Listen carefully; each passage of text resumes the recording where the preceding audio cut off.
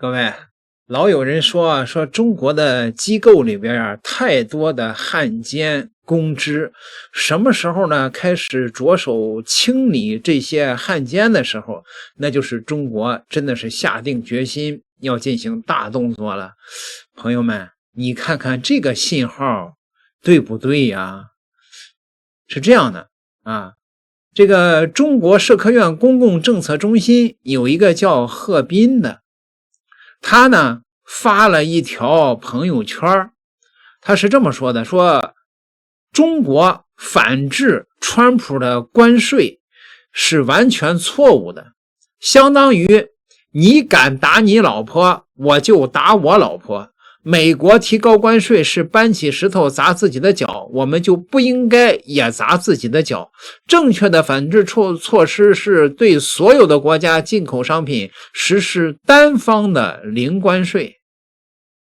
当然了，有人说是啊，你为什么不实行零关税呢？问题是川普他是对着你的关税去的吗？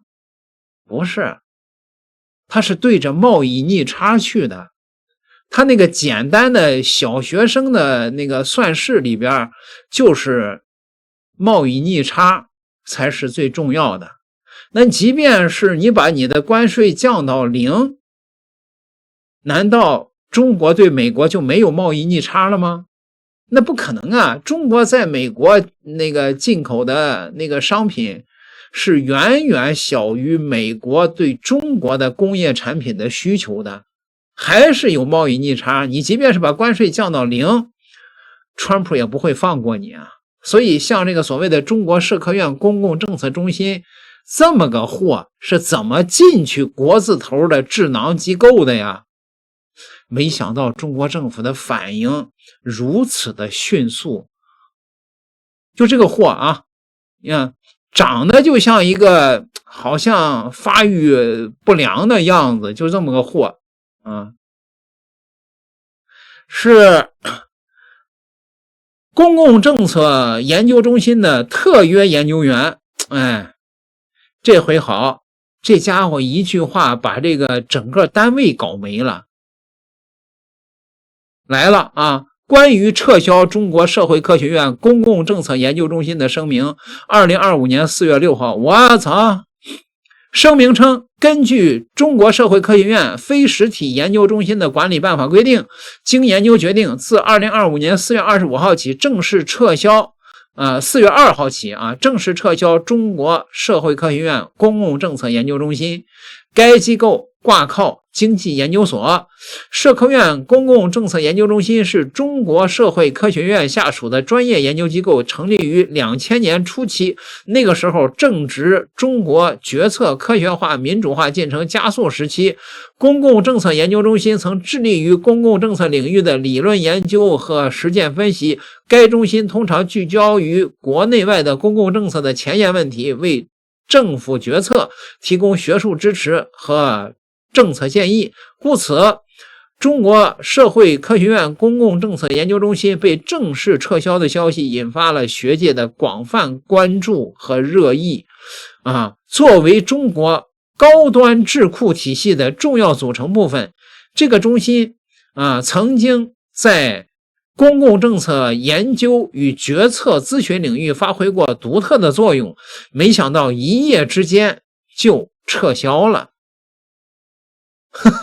一个公知搞没了一个单位，你们敢信吗？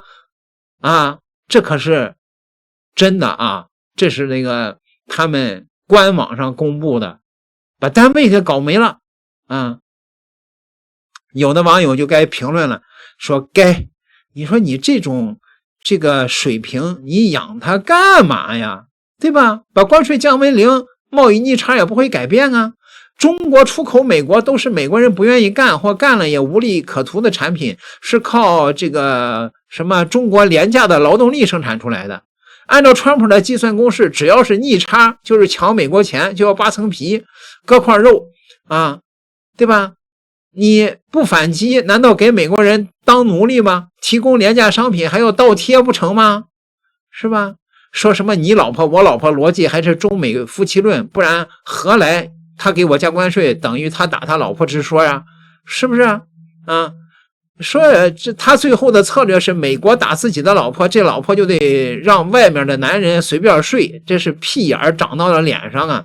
而且为啥掌权者要去整那些所谓的知识分子啊，来做什么这个决策参考啊？满篇胡言乱语，没有一句话的理性分析，纯粹的嘲弄与鄙夷啊！这个不开除你，开除谁呀？我日，好吧。其实呢，这个所谓的充满着公知和反贼的这个所谓的智囊啊，有些网友说了，该呀，应该是个好消息啊。某些人吃着锅里的饭还要砸锅，就不能让这样的机构再存在下去。此前，这个中心的主任、经济研究所的副所长朱恒鹏在2024年4月25号在首届的中国养老产业论坛上说，当养老金缺口较大的一部分的原因是在于现在的年轻人对于社保缴纳的积极性不高。如果能够让年轻人的缴费与他们家乡的祖父母领取的钱产生联系，那么他们的缴费积极性就会大大的提高。这个言论立刻就引发了网友的这种热议啊，说这家伙他妈的脱离群众太久了吧，何不食肉糜啊？按照他的理论，农村的务工人员不仅要缴社保，还要额外缴钱给长辈养老，那直接把钱给爷爷奶奶不是更好吗？为什么非得要经过你掺和一手啊？难道你想撸羊毛吗？是吧？这是非常恶劣的，这是所谓的国家级的智囊机构里边的大傻叉子们啊，这些他妈的所谓的公知啊。这个研究中心的所谓的副所长贺斌在朋友圈发的这段话啊，是吧？这就立刻引起了这个相关的这种上级部门的警惕了啊。所以智库啊，在网上散布这样的带着强烈情绪的言论啊，这所谓的这些专家，那简直就是汉奸反贼嘛，对吧？这种说出来的话和想出来的办法脱离实际，胡言乱语啊！花钱供养的这些所谓的个别部门和机构里边的个别专家学者和教授啊，就是喜欢和祖国人民唱对台戏，养着他们有何意义呀？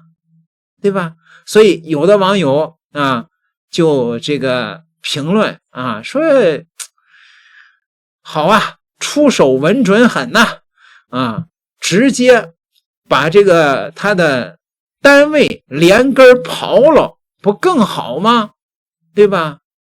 凭一己之力是个好同志啊，把自己的这个公知机构给搞没了。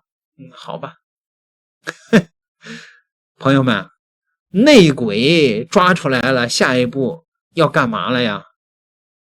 嘿嘿，这个鲁政委啊，兴业银行的首席经济学家，这位他说啊，清明节第一次用来凭吊自由贸易的终结，不能忘记巴斯夏的警示，如果商品不能越过国界，军队就要越过国界了。